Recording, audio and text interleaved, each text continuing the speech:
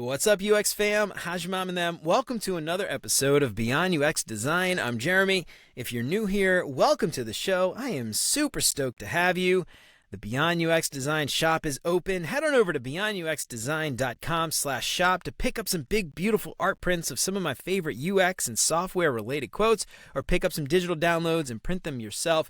Pick up your copy of Beyond UX Design, master your craft beyond pixels and prototypes, get free shipping on all orders over $30, and use the code LISTENER to get 10% off your entire order.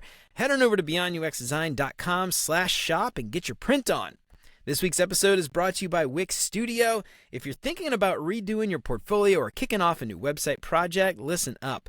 I only have 30 seconds to tell you about Wix Studio, the web platform for agencies and enterprises. So here are a few things that you can do from start to finish in 30 seconds or less on Studio. You can adapt your designs for every device with responsive AI. You can jump seamlessly between front end and back end. You can speed up projects with an AI code assistant. You can start a design library, and you can reuse full stack apps and UI components across multiple sites.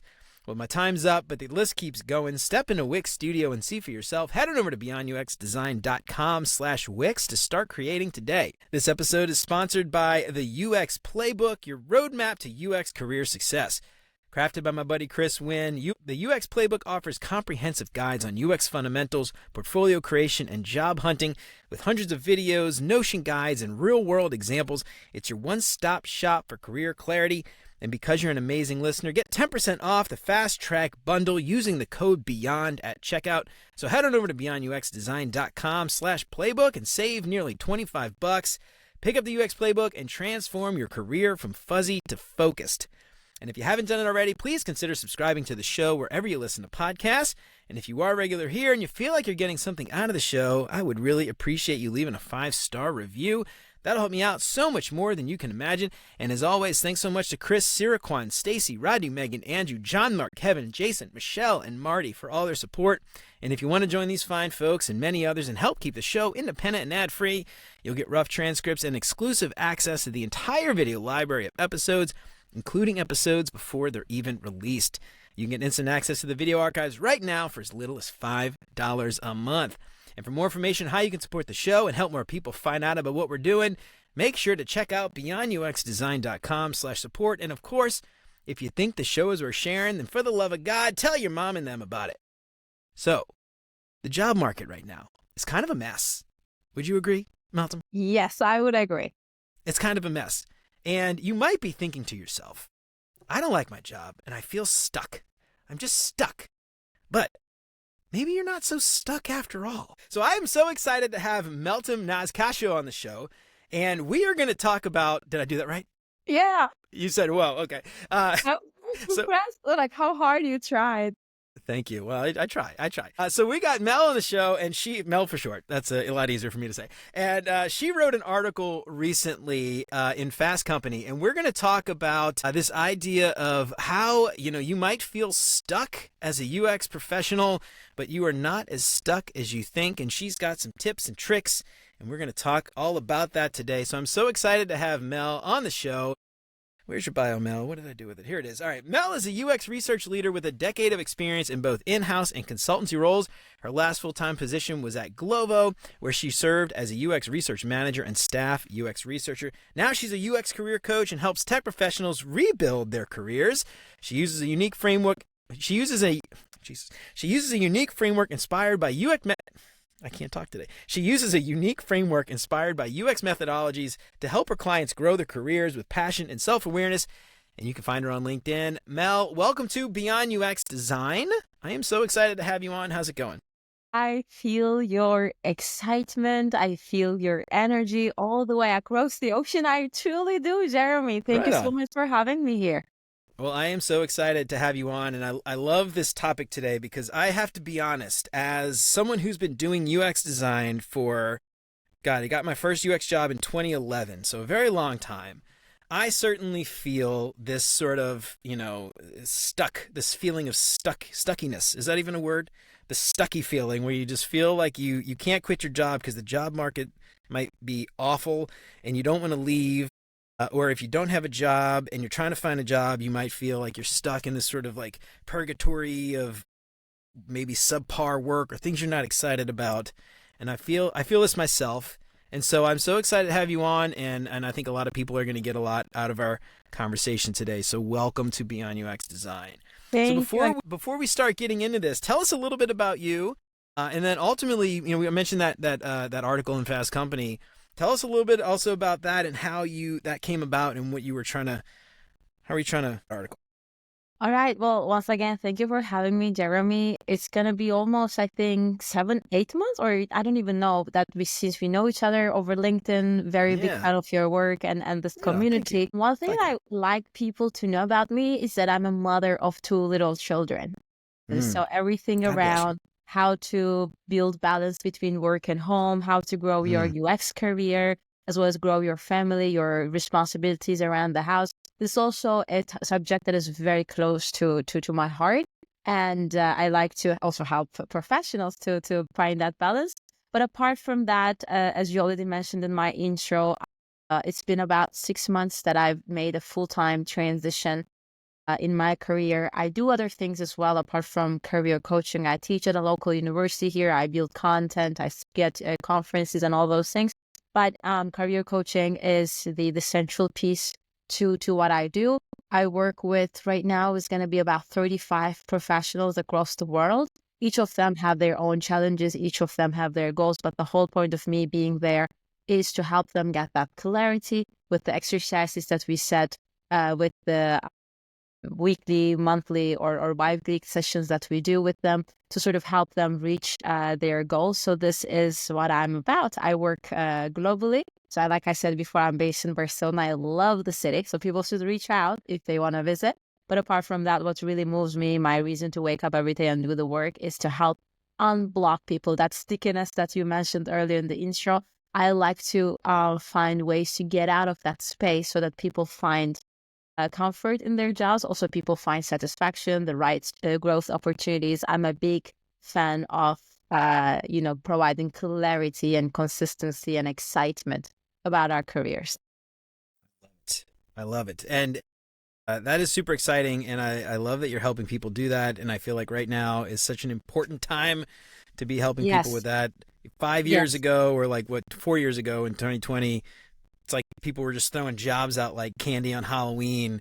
That and is now right. it's not at all like that. It's sort of the complete opposite. And so That is right. They definitely feel it. So go ahead. I continue because you asked a subset of questions now about that article and why I wrote that and everything that went with it. Thank you. So layoffs, we've been talking about that forever now. There is that sentiment that the UX jobs are largely impacted. I think numbers also back that, although of course product managers, engineers, other professionals within tech also lost their jobs. But I had a take on in that Spotify article that we're going to discuss further in this session. It's really not about always as simple as these companies hire too many professionals and now they don't need as many, and so they let go. I had figured, and the data that I looked at both qualitatively and quantitatively showcased within the context of UX researchers, most in particular, that it's really not about that there might be an element of seasonality of our roles, meaning that an organization, a tech organization, won't always need the same number of design professionals, research professionals, whatnot. So accepting that our jobs have a seasonal element of them is actually an empowering thing, because we can then more easily seek opportunities. We can already be more accepting of the fact that, hey, my job in this organization might not be for a decade. They might not need what I'm willing and able to offer for the longest period. So it can help us identify what kind of organizations we want to go for, what challenges, and so on. So the article was about integrating that seasonality theoretical lens in our job search, as well as how we made sense of our careers. Yeah. Now, in the article, you mentioned too this idea of, being in-house full-time versus consulting. And when you talk about, this idea, and by the way, we'll link to the artitle. Yes, I guess we have to mention it, like all spoilers. Yeah. So we're gonna link to it. So read it, please. It'll help. You don't have to read it, I guess, if you don't want to. But it's a great read. It's a quick read. But in the article, you mentioned this idea, of consulting versus full time, and sort of how the dynamic changes when you're working in either. And when you talk about research or UX designers having this sort of cyclical role, that's sort of like the first thing that comes to mind is that's very similar to how consultants kind of work, where they work 6 months or the year and their contract is up and they have to find another role. And that is stressful for a lot of people full time. Like personally for me, one of the reasons why I always went full time was because I didn't want to have to deal with every 6 months or a year finding another job. But it's sort of one of those things, like after getting laid off a couple times, what I'm realizing is those full-time jobs aren't even secure. It's like, oh, I want a quote unquote secure job. Like nothing is safe, nothing is secure. And so, I think for me, thinking about it like that in that cyclical fashion kind of prepares you mentally for when that layoff does happen, so that you are ready. So I'm curious, like, I wonder if you could like maybe talk a little bit through that and what your perspective is there, because that's like intriguing to me. Okay, interesting. First of all, let me also uncover a little bit where the terminology comes from with the seasonal work dynamics. I think a good way to describe that cyclical demand for innovation, that design and research, is also like harvesting the crops as a farmer, right? Yeah, if you think of what a farmer does over the course of a year, is not always the same thing. There is different needs of the land, there is different needs of the seeds, and you sort of have a way to move on with that. Question was how much of what we've done resonates with this sort of analogy. And there's a major difference with a consultancy setup. My observation over the decade that I've been doing this job, I also been a consultant myself. It's a very different power dynamic, Jeremy, when you're a consultant. People you work with know obviously that you're a consultant. Your time period of engagement is limited, but there is a clear demand on the side of the company that wants you to come in and help and do the work. So there is also respect attached to that. This is a very different thing from someone working in-house and suddenly being laid off. I think there is a lot of like power hierarchy or power dynamic attached to it. Normally, if you look at how much consultants are paid per hour to do the job they do, it's quite significantly higher than how much a company pays a monthly salary for someone that works in-house. So there's that power dynamic that someone being laid off as a in-house person doesn't get to benefit from a lot of things that a consultancy the consultant benefits.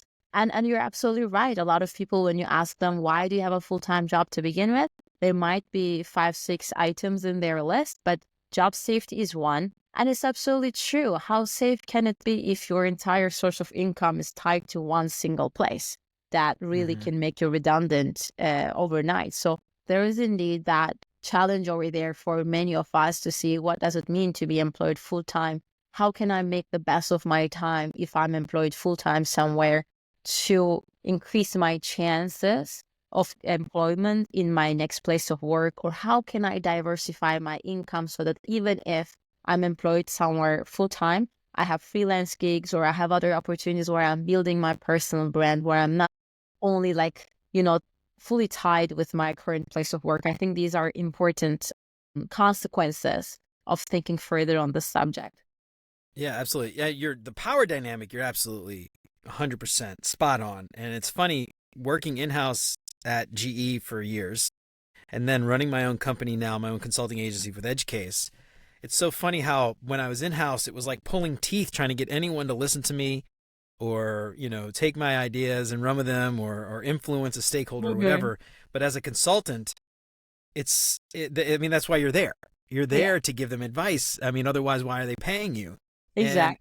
And that dynamic is incredibly different.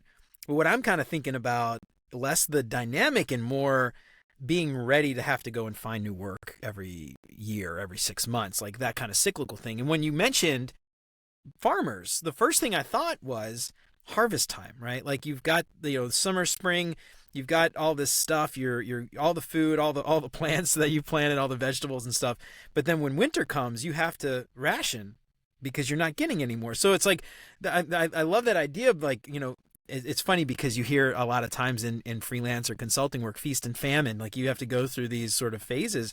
And I think that's something that as a full-time employer, you're used to a budget, you're used to a paycheck, you're used to a weekly, monthly, however often you get paid. and having that nonstop. Whereas as a freelancer or a consultant, you have to think about what happens next month if I'm not getting that job. And I think that's something that a lot of people stress out. Me personally, not having a job, getting laid off, the loss of income suddenly, and maybe not being prepared for that loss of income adds an additional layer of stress to all of the other stuff that has to go into like updating your portfolio or resume or networking or job hunting and all that stuff. And so that's kind of interesting. I just love, I don't know, that analogy really struck me, where you've got to be investing in savings so that you have the runway so that when you do get laid off, you're not stressed about that too, because that makes everything else so much harder.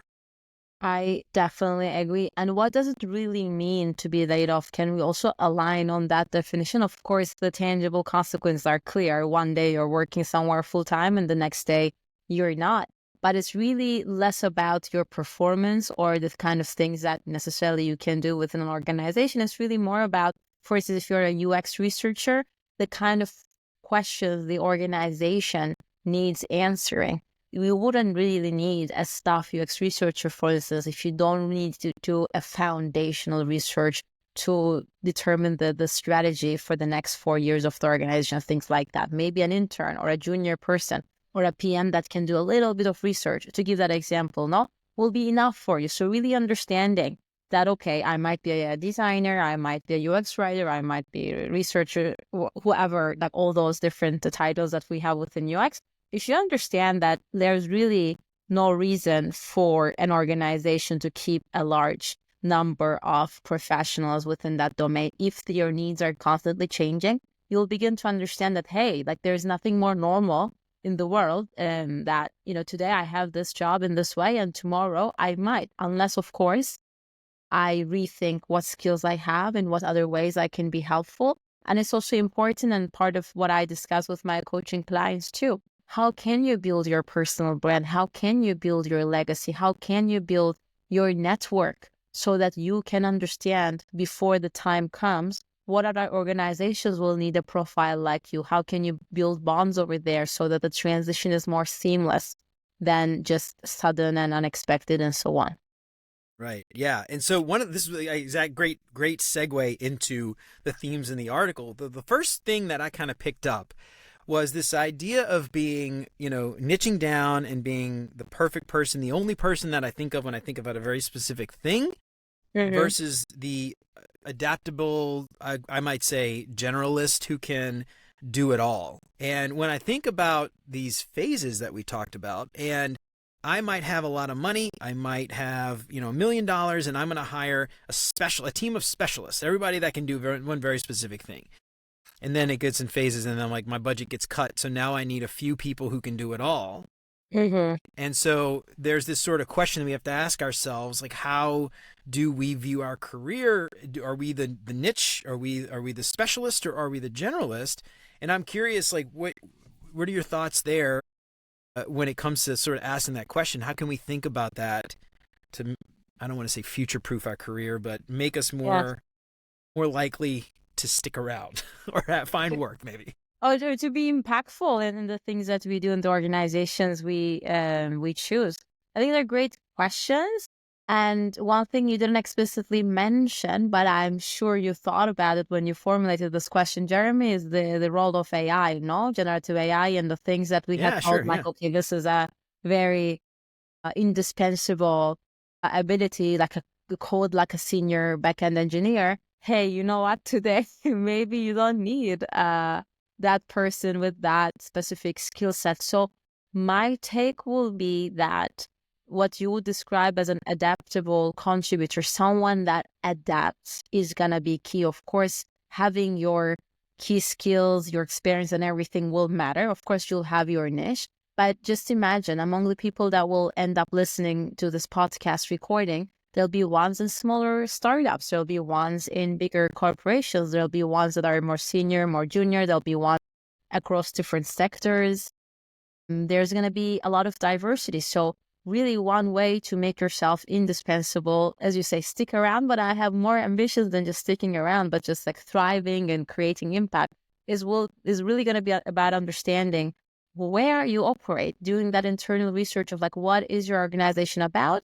And what are they going through right now? Are they going through a phase where they need to redesign their entire thing, or are they at a place where they need to do a lot of discovery research to figure out who their new segment of users are for their new product? Or are they at a phase where, you know what, this is the time we just gotta optimize because we had our big questions answered, major design changes are delivered. So it's just like we need a very low number of people just to maintain what we have. And when the time comes, we're gonna, again, that's cyclical innovation, no need major changes, then we're gonna have this boost in hiring. So like you figuring out where you at and what the unique needs are in the very specific organization where you work, then you can figure out a narrative that can make you indispensable. Of course, part of that is going to be your skill set, your experience.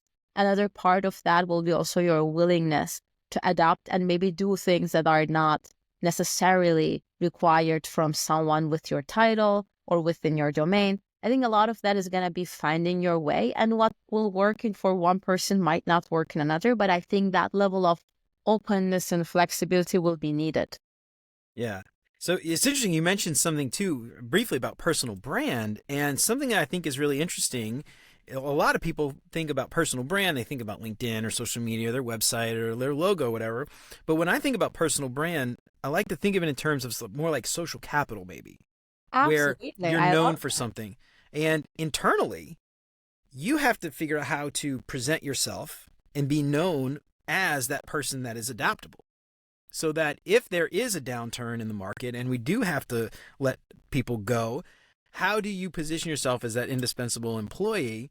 That to me is still personal brand, or as I like to say, social capital. I think personal brand needs a rebrand personally. Anyway, so I don't know. I'm curious, like, how might you do that, like internally, right? Because I think about the next thing I want to dig into is maybe these phases. But before we do that, how do you position yourself as that person who is seen as the adaptable? Like Mel, she's so adaptable. I can like give her anything and she'll figure it out. She's not going to complain and say, "Oh, that's not my job" or whatever. How do you build that personal brand or whatever you might call it internally? I have actually a very similar understanding of the personal brand not being the output you might create on LinkedIn or other platforms in social media, but more about how people remember you, what your legacy is, what is it like to work with you, your reputation, so to speak. These are important. And one thing that I'm still not hearing enough in podcasts like this or in articles like this is the sort of genuine interest in people's personalities and the sort of, the social dynamics that takes place in organization. Let's face it, some organizations are design-led, some others are product-led, some others are engineering-led, some others are places where the business stakeholders mandate and, things can change 180 degrees from one day to the next based on whatever marketing seeks. So you really need to understand the rules of the game and what language is used by your product manager, by your engineering lead, whoever that might be. And I think that part of, the adaptability bit is also your ability to context switch and use the language of others, figuring out what they care about and how they formulate what they care about so that the things that you do already resonate with people and what they want to achieve. I think this is the greatest struggle, as well as something that is extremely important for us to be able to say, it's not like I only care about user needs and pain points and I'm designing for users, but I have the ability to translate what I do for the users in a way that my business stakeholders can identify and understand. I can speak that business language. I can, work towards those metrics and so on and so forth. I think that is important for that level of adaptability we're just describing. Yeah, absolutely. And this is something I say all the damn time. You cannot build great software without great relationships, and that is just so important. And you can't learn the business, you can't understand what the business needs to be adaptable to promote that specific skill set if you are not speaking to the people in the team, getting to know them on a personal level. Like you said, that is so important. And inevitably we have hard conversations when it comes to software. It is not easy to do, and great relationships make those hard conversations just that much easier. Not a whole lot, Just like that much easier, but Absolutely, yeah. absolutely. I fully agree. And, whoever will end up watching or listening this session, Jeremy, look, I made my own share of mistakes. So I'm not coming here like this, the holy person, like, hey, this is the path or anything like that. But if there's one thing I've learned, it is that trust matters and trust really guides these conversations. At the end of the day, if you're talking with someone in another discipline that is not familiar with, let's say, the value of design, why you're Mm-hmm. spending so much time and money on a design system, or why a UX research challenge has to be made rigorous or anything like that. The deep down, like the bottom line of all these conversations, like, can I really trust this person? Do I trust this person? And a lot of the times we skip that sort of trust building in the hopes of, just delivering what is asked on the surface level. But the challenge is, though, that surface level thing ends up being transactional if you haven't built that trust. And so that's extremely important. It's not a waste of time at all to really understand what people around you struggle with and what they want to try to achieve so that the things that they do can be translated into their own goals within their domain as a designer, as a researcher, so on. Yeah, cool. I love that. So I want to shift a little bit and talk about this idea of the phases. So you mentioned before it's sort of cyclical, right? I might go in fact I might have what's the right word? Expansion and contraction might not be the right word, but or maintenance. I like to say maybe like improvements phase and a maintenance phase where I'm building new things, exploring new things, but then there might be a phase where I'm just maintaining the status quo for 6 months and Exactly. so I need to keep the lights on. What's interesting when I think about that is as a designer, it might be it's like my job, my team is doing that, and I need to think again about the value and the impact that I'm bringing and how to promote that. But it might also be I need to find a job. I might, and then the other interesting thing with this whole like cyclical thing is we look at the layoffs and the job market at a macro level, Mm-hmm. and we see X number of layoffs and all this stuff, and everybody's getting laid off. But really, we should, I think, be trying to look at this at a micro level where some companies are laying people off, but other companies are actually growing. But Mm-hmm. these cyclical phases don't happen. It's not like every company goes in these same exact phases. They might take different time, might different lengths, might happen different times. One might Absolutely. be growing, one might be, what did I say before? I can't remember the word. Maintaining. Maintaining. So, Yeah.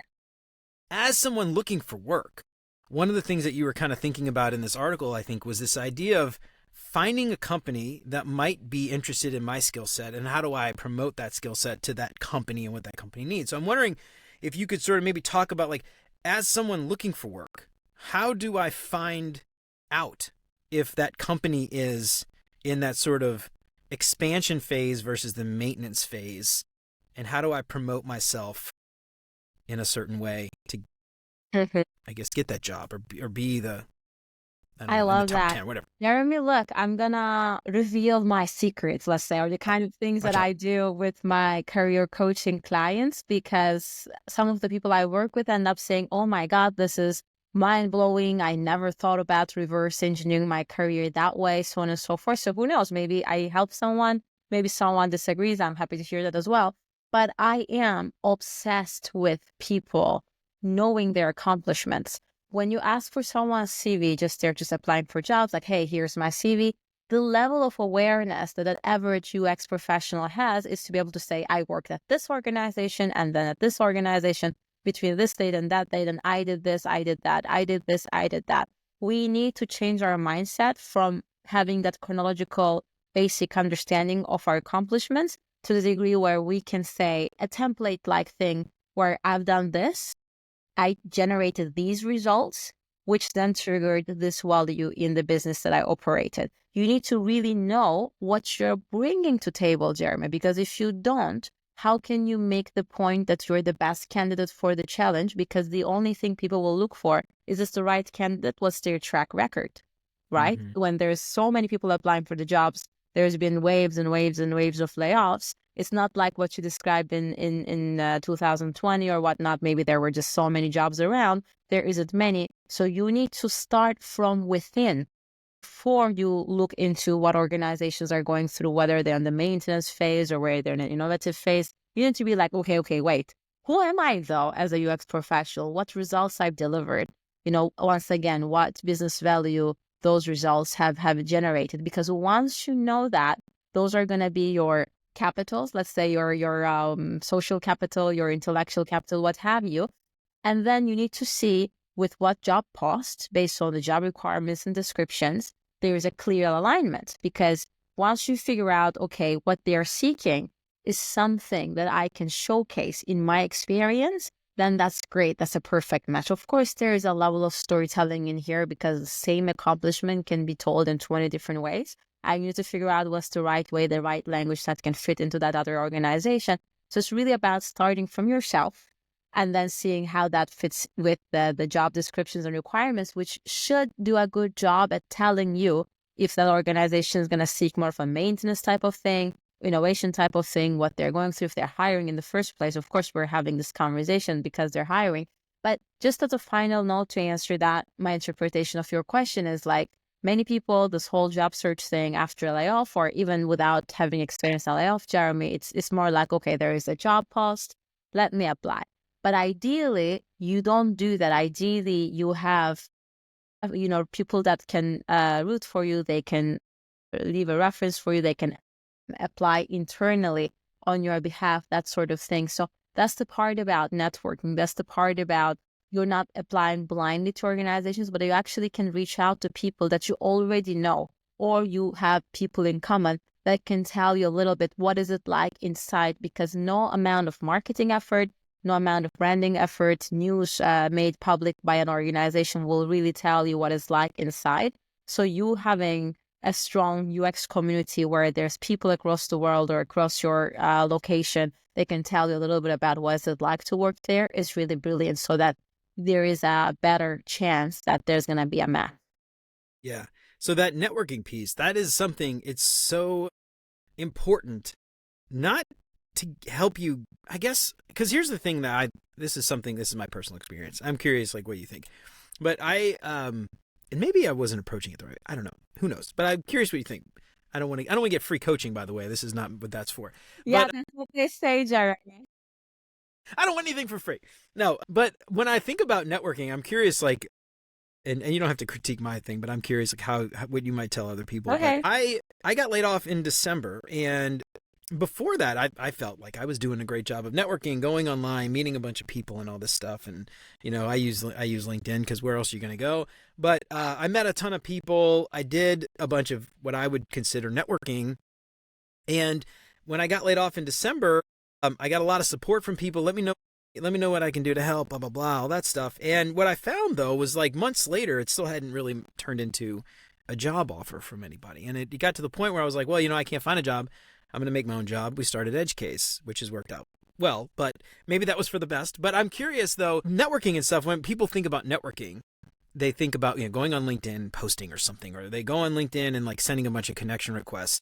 When you think about networking as it relates to like career transitions or finding work or just building that community, like you just use the word community, I think that's a great word. I'm curious, like, how do people do that? What are some tips or advice that you might give people who might have jobs but be worried that they might lose their job, or people who don't have jobs looking for jobs? I know there's no magic bullet, but I'm just curious, like, what your thoughts are there. How do you approach that? Of course, I love that you're so transparent, Jeremy, sharing your vulnerabilities and the tough phase you went through. It takes a lot of courage to be able to do that. My short intro on what you're asking really has to do with changing your mindset from a more egocentric approach to networking to one where you really go out there and try to understand what people care about, their goals, as well as their struggles. Because if it's only about me, this is my post, connection request, help me, get me a job. Of course, for instance, your example, no? People will reply to your post and things like, let me know if I can help you, blah, blah, blah. But that still means that you're engaging with people with your agenda. And I'm not saying you shouldn't have an agenda. We're all human beings. We need to put food on table. Like, that's fine. But the degree of interest that you can genuinely showcase to others to understand what they need is going to make you an important part of their network. It'll allow you to bring value to them. And through that process, you can also drive value from it. Some examples from the things that I do, because I network on a daily basis. I love it. It's a very authentic, genuine interaction for me, whether it's a group setup or one-to-one setup. And it's very important I don't have a sprint approach. I have a long-term marathon sort of approach, meaning that maybe the exact tangible value that is going to come out of this connection is not going to be today or this month or even this year. But I trust that if I have an understanding of what this person is about, what they care about, what their challenges are, and what they want to achieve, I can be valuable to them. For instance, I'm at a place right now where I have, coaching collaborators, people that work with me for their goals. And I have a significant network where some of my partners are hiring. They are directors in their organizations. They are seeking talent. So I'm at a place where right now people tell me, even before they leave a job post out there, like, hey, I'm looking for someone like this. Is there anyone within your close proximity that fits with that expression? And a lot of times, like, actually, I have. Doesn't mean I can guarantee a job for anyone, but it does mean that, I can bring you a lot closer to someone they might seek. And there's a lot of examples of those people coming together and end up creating a delightful and, an experience that pays off. Or someone is looking for a speaker that talks about some accessibility topic in a conference, and I actually have a large number of professionals that are deeply passionate about that. And like, boom, suddenly they have a meetup. There's that speaker. I always proactively, and this is a key part, without someone demanding that, without someone asking me to do that, I proactively say, this is X, she does that, and she seeks Y. This is person Y, he does that, and he seeks Y. I do see from outside that there's an opportunity to grow together, collaborate together, use have complementary skills or what have you. I provide value to them, and that adds to my capitals. Like, so it's constantly giving and giving and giving to build your legacy, and through that there comes a value. I mean, it is part of my, of course, efforts as a career coach to do these sort of things. But for you, maybe something else, or for someone else is something else. But once again, I'll go back to the same topic that I did at the very beginning of our conversation, which is about understanding what people care about, what struggles they face, and what goals they have. Because it's only through tapping into their world can you get some positive outcomes for your own agenda. Yeah. You mentioned something too, I think is worth highlighting here. And I think this is where a lot of people that are impacted by a layoff, they approach it because they have to from a sprint perspective versus a marathon. I get laid off. I need a job. I need to have a paycheck. I have a very limited runway. Maybe I got severance. Maybe I didn't. Maybe I have savings. Maybe I don't. And so it ends up being a sprint. You don't have the time. You don't have the runway to treat it like a marathon.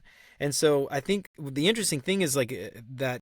And if I could go back and sort of coach myself, because I'm very big on the relationships piece and internal networking and meeting people outside my core team and all that stuff. And it's funny because I saw the signs that our team was probably going to be impacted. I felt like, they weren't inviting us to the meetings we weren't getting the work we were getting before. Like there was just there were signs, and hindsight's 2020. But I got safe. I got complacent, and I think a lot of us do that, right? A lot of us just feel like, especially a full-time job, I'll always have this job. I'm not going anywhere, whatever.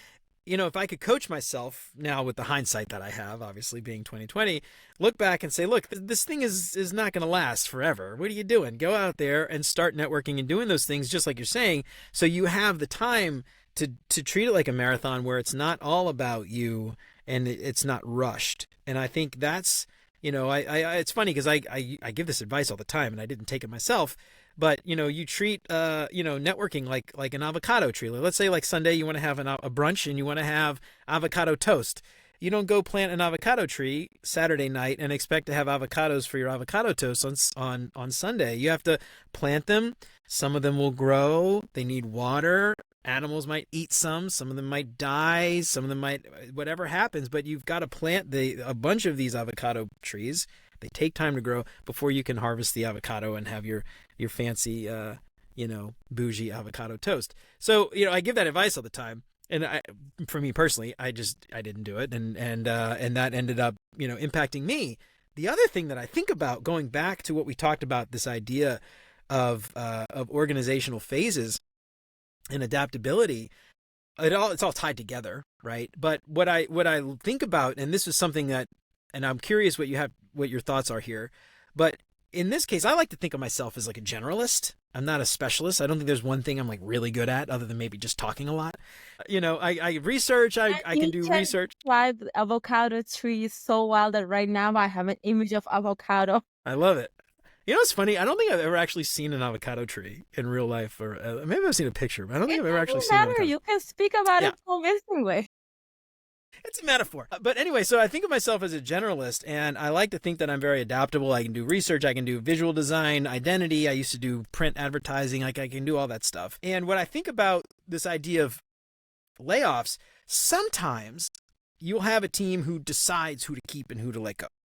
But sometimes the entire team just gets cut. Doesn't matter how good you are, doesn't matter how indispensable you are, they will just say that team and everybody that reports to that person, done. And that's what's happened to me twice, actually. So my entire office got shut down and everybody there got laid off.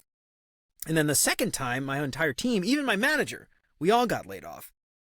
And so, that idea of being adaptable, it's like you can read the room, but still, like, I don't know what your thoughts are here. I don't even really know where I'm going with this, but it's just sort of an interesting thing to think about. And I think I want people to be aware of it, that sometimes that adaptability still might not save your job, but I think it's important to kind of think about it being cyclical.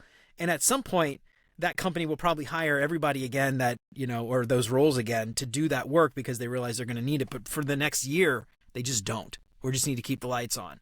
So anyway, I don't know. I'm just kind of curious, like, what your thoughts are there. I don't really have a question, but no, I think there's something I can reflect on because a lot of what you said resonates with my experience as a UX career coach. Many people that come to me, let's say, they want to change their jobs in 6-8 months period.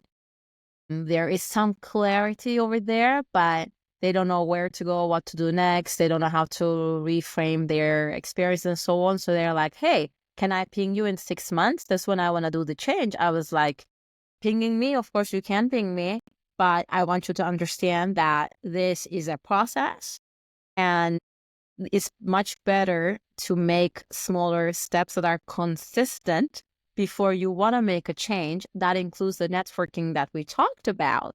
That includes making the changes on your CV. That includes making your changes in portfolio and a lot of other things like, how can I rethink about my legacy, the results I delivered, the value I brought, and how can I think about what organizations to go to, what roles and phase and all those things. So it's just like, there is something very true about that. It's really not like running last minute. I gotta get a job tomorrow. Don't take it the wrong way. I'm a human being. I'm not a robot, right? I understand the urgency of having to pay the rent, take care of your kids and all those things.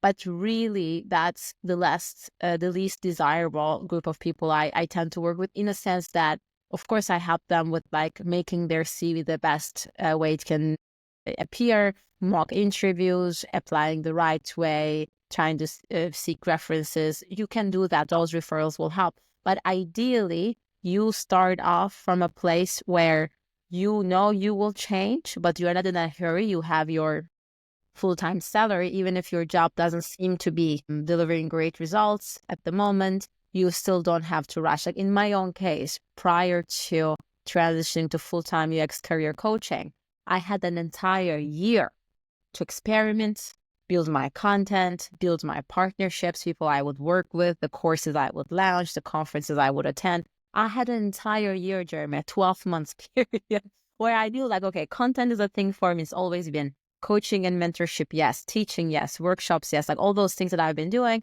How can I start a business where all those core talents and skills would be fundamental, and what would be the dynamics among them? Who should I network with? Who should I meet? How can I, build my content online so that people would know me for the things that I want to deliver value, blah, blah, blah. So it's a lot better to do that as opposed to like, okay, now what, So being proactive, taking small, consistent steps towards the direction you want to go will always be helpful. And you're so right when I say adaptability.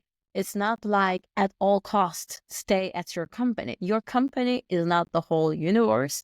There is moments where you want to be adaptable. Of course, that makes the most sense. And there's times where you simply need to cut your losses and you need to like define your boundaries and say, okay, this is as far as I'll go. But there, once again, I'll go back to saying what I always tell to my coaching collaborators, which is like, know your whys. Your job today doesn't have to be your dream job for always, but maybe there is a reason to stay because you're building your side initiative and you need that space to strengthen it and so on. So that means your reason why is clear and consistent to motivate you to stay for that period. Or maybe it's about gaining new set of skills, and there is no better place than your current job to get those skills. So you have your results to showcase in your next employment opportunity. So you need to have that why to drive you. And that why might drive you out of that organization. That might you stay in that organization, but know your why, because that's not something your manager can tell you, your colleagues can tell you, even your career coach cannot tell you. You need to figure out for yourself what your why is.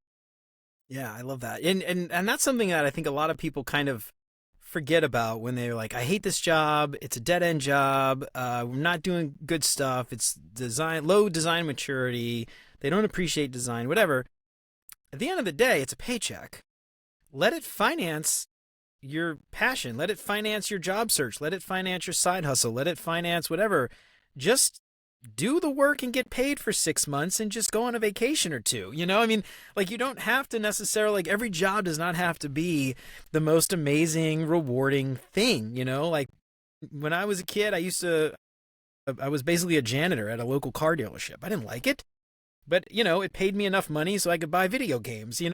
I mean, it's one of those things, like, not every job is going to be the most rewarding thing. And I don't know. This is just funny because I was talking with Hang Shu not long ago about my ability to just sort of detach and, like, just say, screw it, whatever. What do you want? You want me to push that pixel left? Fine. All right, whatever. You know, I don't care necessarily. There are a lot of people that have to struggle with that, I think. And I don't know, like, what to say to that, but there's so many people that just, for some reason, you know, UX designers are very passionate, though, right? UX professionals are very passionate. We care, you know, we're very big on, you know, you mentioned accessibility and solving problems for users, and we have empathy and you know, all this stuff, right? And so we get hung up on this idea, like, well, we're just pushing pixels around, blah, blah, blah. I'm like, but it's a job. And it's funny because, like, this could be cyclical too, right? Like, maybe for a year, I just need a paycheck and I want to finance a vacation, or I just want great work-life balance and get off early and hang out with my family or do what I want. And then maybe that's not okay a year from now. Maybe I need to do something more meaningful for a little while. But, like, I don't know. It's sort of, like, interesting because, like, I think a lot of us, I love this. I'm just thinking more about this idea of treating your career in terms of thinking of it in a cyclical way. And that applies to the companies you work for, but it could also apply to you. Absolutely. And what you want. You know, maybe you want one thing and it's different a year from now. Yeah, definitely.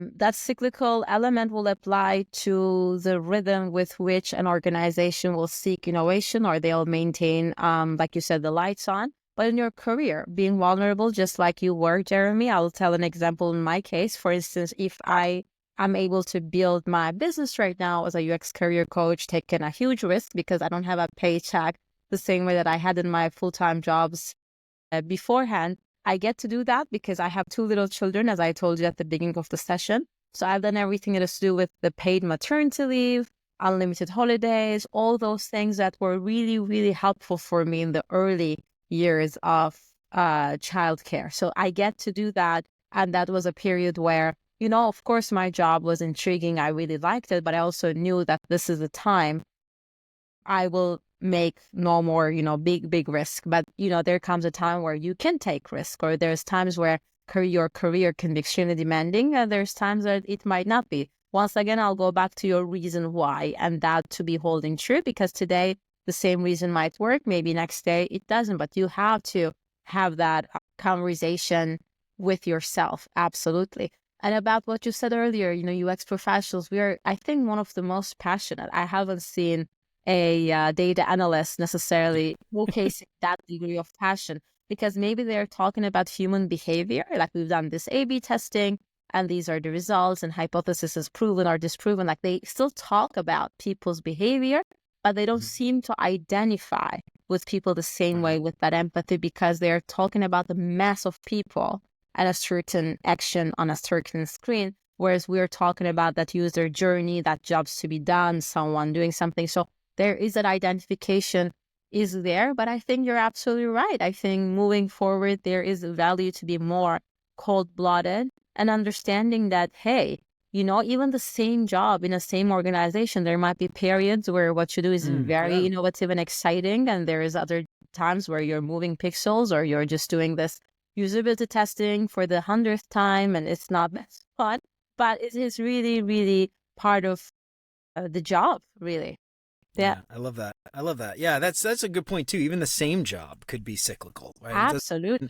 It doesn't even have to be. It doesn't even have to change, or it doesn't have to be the same forever. So, last thing I want to talk about, you mentioned in the article, was this idea of expanding your skill set. And so we talked about being adaptable. That could be I'm a generalist, but it could also mean learning something new that I don't necessarily know today because the market demands whatever skill set or whatever it is. So I'm curious, how do you figure out what types of techniques might someone apply to think about, one, am I missing a skill set? Where's the gap? And then two, what skill set do I need?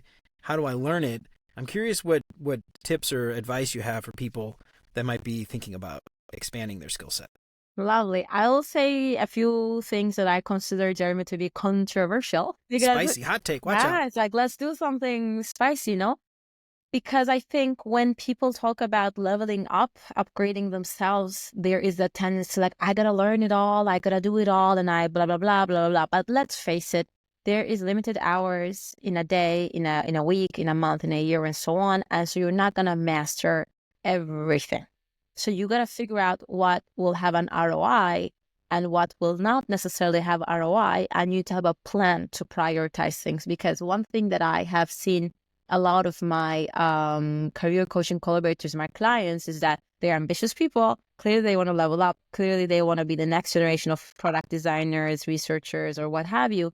But you also want to avoid that peanut butter effect where you're spread too thin. And you're going to be like, well, great, sounds amazing. It's a bit abstract, though. How will I really do this?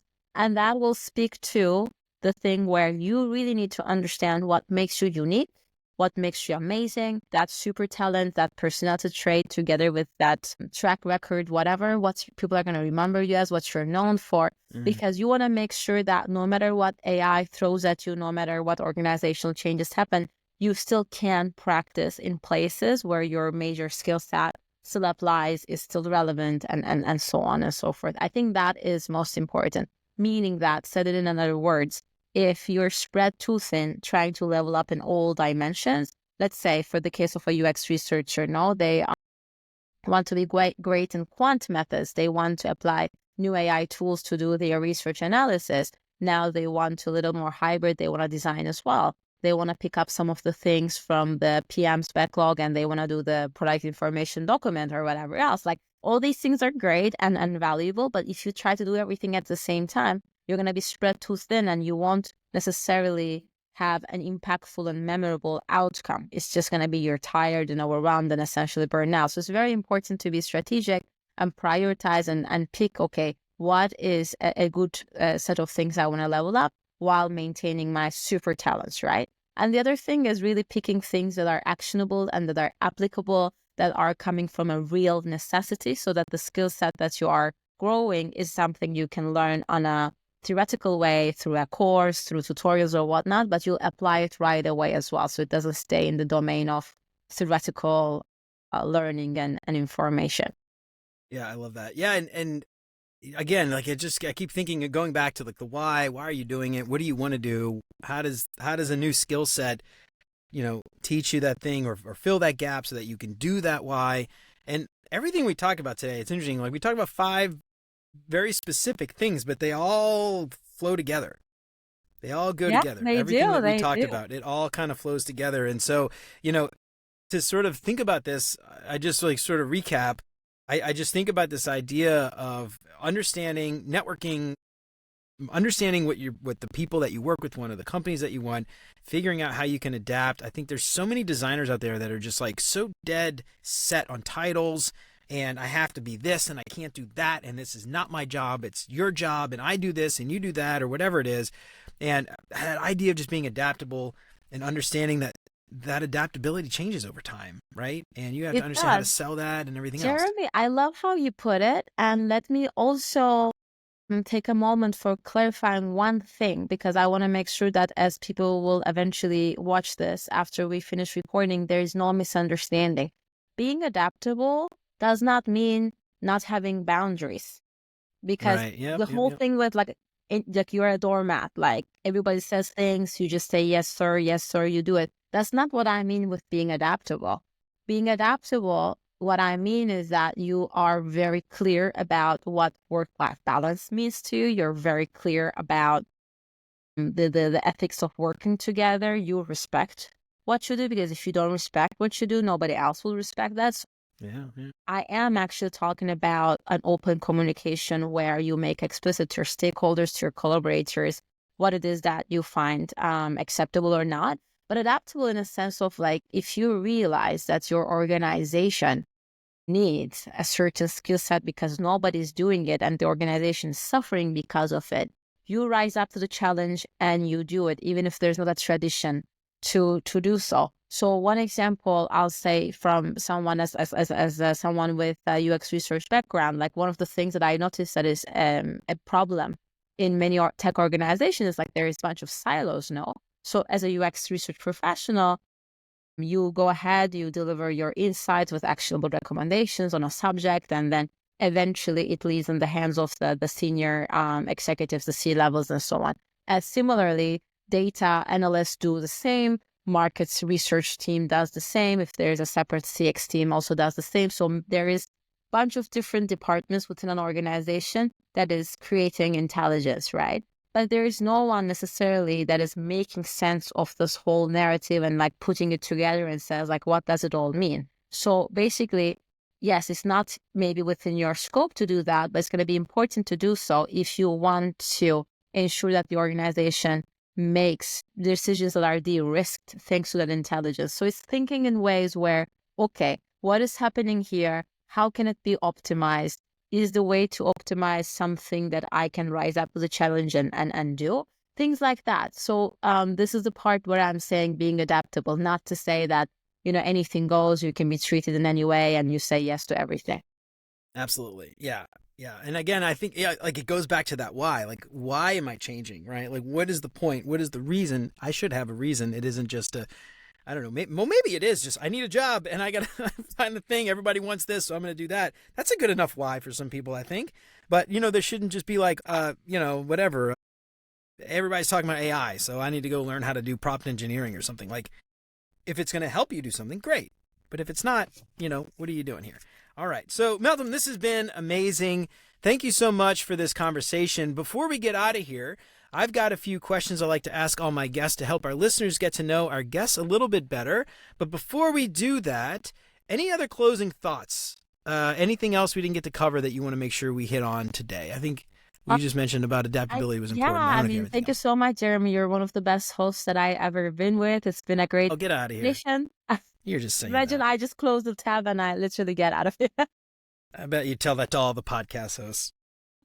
No. But yeah, I'll just say that, hey, everyone is learning it by practicing it every day. There is something new that is emerging. So if you're one of the listeners of this podcast and you feel like there is more questions unanswered than there is like clarity in one dimension, that is absolutely okay. I just want to make sure that, there is that sense of understanding in everyone that, hey, it's work in progress. You'll step by step figuring out your way. And if there's anything that I've said here that people feel like it's actually the opposite is true, maybe there's different examples. I also love people to connect me on LinkedIn and share their perspectives or views. So I'll just say it very explicitly that I'm super open to connections, whether or not people seek coaching. It's just for us to grow a community and continue to learn from each other. I love it. Yep. And we will include links to all that stuff in the show notes. And before we get out of here, I'll ask you to give yourself a plug one more time, too. So you'll have ample time to write that URL down if you're listening. All right. So a few questions I got. Like I said, I'd like to have a few questions for our guest to help our listeners get to know our guests a little bit better. First thing that comes to your mind, you don't have to think too hard about it. First up, what is your favorite non-design book? Oh, that is a tough one because there is a lot. But over the last decades, I've been obsessed with Milan Kundera. And books like The Unbearable Lightness of Being had touched me in significant ways. So I'll say his books and and most particularly the unbearable lightness of living. Oh wow, you gotta Yeah. buy Is it it. good? All right, bye now. Hold on, real quick. Let me go. I'm just kidding. I'll do it after. All right. Yeah, to check it out. I love stuff like that. I assume it's more like philosophical, like kind of I would say that like thinking it's about. not this abstract philosophical book like Judith Butler talking about gender theory, but it is really a great way to understand the characters, their lives in the most tangible, physical, daily human way. But in sharing that story arises significant questions of, what it means to be human, what it means to love, and what it means to bond across humans, and that sort of thing is I always love nice. it. Well, that actually fits. I mean, I know it's not a design book, but I think Now, it sounds like at least UX designers, UX professionals, all that empathy, all that empathy, all that Jeremy, empathy we all that empathy is all love going to back to the share. empathy. There you go. It sounds like a good read for everybody. I love that. We'll send it to your product partners too. Maybe your product managers need to read that book. All right. Oh my God. What is your favorite non-design podcast? Maybe it's not gonna be that sexy, but BBC Okay. News podcast. Oh yeah, just stay informed. That's all Yeah, right. just because Doesn't need to be like sexy. we work a lot, there is a lot of things around the house. We're raising 2 kids, so I don't really have the time to look at what on earth is happening in this world. So it's good to sort of have that summary and like have, I don't know, a few minutes to really understand what's happening. Yeah, I like that, and I like BBC too as an American because I like Oh, getting the really? perspective of Not outside of the Fox United News? States. Oh God, Jesus Christ, absolutely not. But yeah, I like the like even CNN is biased in some ways, It But like, is. It is. yeah, I like By the BBC. way, I don't let know. me I just also say, like, I think also BBC has its own biases. Like, I don't think it exists like this perfect neutral landscape, but I think relatively there is a more yeah, fair for judgment. sure. Yeah, absolutely. Yeah, and it's funny because a lot of those biases, if they are like for like British, the UK political biases, like I have no You idea don't what care. anything Yeah, about that anyway. So like it doesn't really, whatever. Like I couldn't tell you anything about like Parliament or the Labour Party or whatever. But yeah, so exactly. I like their reporting of like other things, and I don't know. I Yeah, find that to things be that they don't unbiased. care enough about to have a bias on. Yes, I think Yeah, it's or a just good. like totally ignorant about it. You know what I mean? Like I couldn't tell you how Parliament works. I have absolutely no idea. It That is parliamentary confusing. systems are very confusing to me. A lot of yelling and screaming, a lot of random votes, and everybody gets to share stuff. It's very bizarre to me. I'm very used to the binary red I or blue, agree. Republican, Democrat thing. I It's very agree. weird. Not I agree. Like, I mean, I know this podcast is not about that. We should definitely jump on another more friendly call to talk about this. But I also agree with the parliament. It's just like they are talking in a very weird way, yelling at each other at the same time. It's yeah, the very English Parliament for theatrical. sure. Although I know that this is my ignorance, I'm sure it makes sense. It's just that I don't have the capability. Like football, I know it's fun. I never understood penalty, and I guess I'll just never fully understand. Yeah, they're But just throwing you know, cards out. like it's not Red card. I'm just like, what me. did they Not, do? I'm Yeah, not saying yeah. American football, by the way. I'm saying Yeah, Europe. right. I got that. American one is just pure fighting and physical violence to me. Yeah, that's pretty You know much what it. you Yeah, yeah. It's the gladiator match is basically what football Yeah, is. pretty much. This is like totally off topic again, but what I love is like Saturday Night Live. I think it's Saturday Night Live. Or I some love of it. Yeah. they've done like skits like as Parliament, like the UK Parliament, and they're just so funny. Like it's just like I don't know. It's like anyway, I don't know. Find it if you Google it. They're pretty funny. All right, all right. Next one up. What is your favorite meal? Now, somebody of Turkish descent living in Spain, I imagine you've got quite a palate. I will say that I've been lucky recently going to many Michelin star restaurants. It's a Really? pure, Okay. I know. I'm just I don't think I've ever been to a Michelin star restaurant before. To be really. honest. My No. 2-year-old has been to 10 plus Michelin restaurants. I will say What? no. Yeah, I Good. know, right? That's awesome. I will come to Spain, both more affordable and amazing food options. I will disappoint you on that one, Jeremy. I mean, I don't have one favorite one. I love a lot of things, but having 2 little children and wanting us to all share an enjoyable meal, I really like pizza. I know it's all like Oh, dude, I love pizza. Yeah, same with me. or turkey, whatever, but like a great pizza, beautiful ingredients. What can you ask for, right? It's simple, it's easy, it's joyful. But yeah, we do every Friday. We do pizza. We do a pizza. Like We we do try to every do a different. Saturday pizza. Yeah, we do a different place, and it's great because like it's cheap. Generally, it's like Yeah. $20, and we can all eat, Yeah. and I get a beer and stuff. But My wife and I will get a beer and some drinks. But yeah, my kids though, it's funny. I have one kid who refuses to eat pizza sauce, so he won't eat the tomato sauce. And then my other kid doesn't like the dough, doesn't eat the bread. Kids So suck. like Like they're just that's the so only weird. thing Yeah, I going to will restaurants. say. Yeah, it's like you make it as simple like here, eat pizza, and still there's something. Like kids are Yeah. so picky eaters. Yeah, and they're, we're doing like American pizzas. I'm sure it's not like fancy European So pizza, I'm but talking about fancy European pizza with the thin. oh yeah, I'm talking like American pizza, like pepperoni and all like greasy pepperoni pizza. Yeah, I know I don't do that. Although I know some Americans are watching, no insults intended, but I mean like more refined. I mean, okay, I'll be very annoying here. But here in Barcelona, we have a pizza place. We can also leave the link. And it is one of the top best 5 in the whole world. in the That world. includes actual Italy, that includes anywhere else. Yeah, So I'm talking about very reasonable prices still, but spoil yourself. It is amazing quality pizza. yeah. So what I love, this is like me. Maybe this is the American in me. I don't know, but I love just a really good pepperoni pizza with chicken wings and like an Italian salad with like, an American Italian salad with like, olive salad and like, I don't know, pepperoncini peppers and salami and provolone. Okay. It's just like not at all Oh, you are. gourmet, but I love it. I don't know. We can I still love be it. friends. So we can still be friends. It's okay. I let my friends eat whatever they want. But the place Yeah. I'm talking about is in Chample district of Barcelona. There is another one in Gracia district. It's Sartoria Panettieri. But I will leave the link for you. Right on. In case Okay. any Yeah. tourists come. So just to clarify, I also love a really fancy like brick oven pizza. You are. And my That's kids, so fun. it's really funny.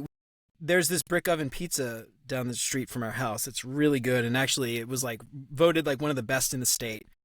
Okay. And my kids hate it because they're like, oh, the crust is always burnt. Ugh, it's gross. I don't like it. And I'm like, you goddamn kids and your damn picky eating. So we can't go there because they complain about the pizza all the time. Anyway, so we do like the crappy American pepperoni It's pizza, okay. which by the way, I love it. Hold on, it gets better with like an ice cold Miller Lite. Like it's not even like a fancy craft beer. It's just like the most generic American thing in the world. I just love it. I don't know. There's just something about an ice cold Miller Lite with crappy pizza and chicken wings and an Italian salad. Okay. It just One they day can't beat it. I'm sorry. You'll invite me for that, Jeremy. Do we have a deal? I will definitely no? do it. Yeah, and it's not even about the pizza. It's about the atmosphere. I With get the it. football, like Yeah. American football playing in the background and all course. that stuff, video games and stuff, the arcade. Anyway, I love a good Say American no pizza. more. All right. This one's gonna be funny too. I will see if you're as fancy with your vacation spot. What is your favorite vacation spot?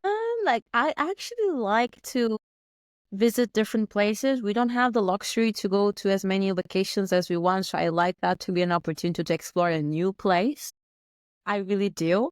So I don't think there is a fixed location, but I will still say though that just to be able to give you something tangible, Basque country in the northern side of Spain is amazing because when I say Spain, I guess people will close their eyes and they will think of the southern beaches, the atmosphere in the Valencian community in the south, blah, blah, blah.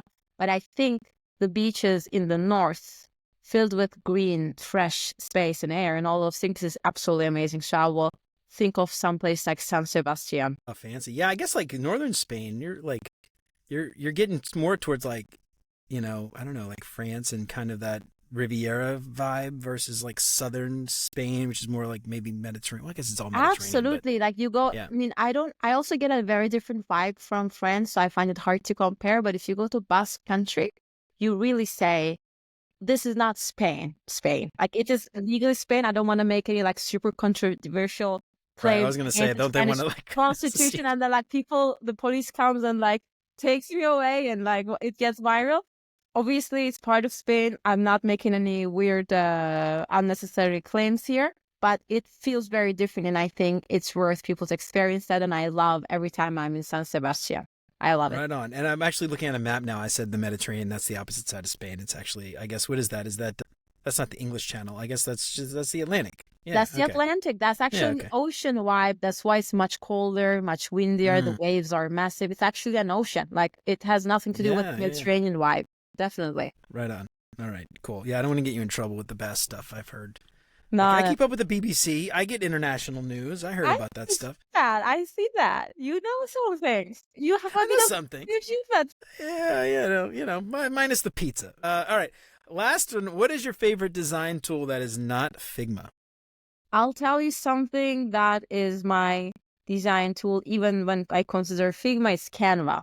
I'm a big, big Canva fan that I know some designers hate it, but I like how they are democratizing design for people that don't have the hard skills to design something beautiful. I love how Canva makes things accessible for everyone on earth. I dig it. Yeah, I haven't really played around with Canva, but you're not the first designer to say that, by the way. A lot of designers have said that, so I don't know why there's a stigma. Designers are dumb sometimes. I'll say that. There's It's just things like, I think, I mean, I cannot hypothesize enough about that, but I think part of it is like people are like, damn, my hard-earned skills are gonna go yeah, sure. extinct. It's gonna be irrelevant because here I am, I've spent years making this perfect, and there is this person that just like copied and pasted things and moved things around on Canva, and now they are able to showcase their ideas with a design, and before they had maybe very rough wireframes, and now they don't.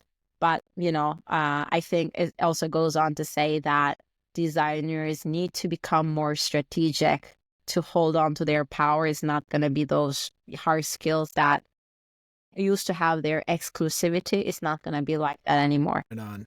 Totally agree. All right. Mel, this has been an amazing conversation. Thank you so much for coming on the show. Just Before we get out of here, yeah, of course. Well, thank you. I'm glad to hear that. Before we get out of here, give yourself a plug. Let everybody know where they can find you. And we'll include all this in the show notes, by the way. But let everybody know where they can find you. Yes. Give yourself a plug. I'll make it very easy. Just go to LinkedIn. And Jeremy just said that you'll make my LinkedIn profile available. I would love to get all the connection requests as possible. Just DM me. Just say hi. I do have a Substack where I post on weekly basis, but everything around it I share it on my LinkedIn profile, so you can find me as Meltem UX Career Coach, just as it says here in this chat. So, we will include all that in the show notes. So check out beyonduxdesign.com for the latest episodes and all the show notes there. If you're ever looking for past episodes, you can find them there as well. Mel, thank you so much for coming on. I really appreciate it. This has been fantastic.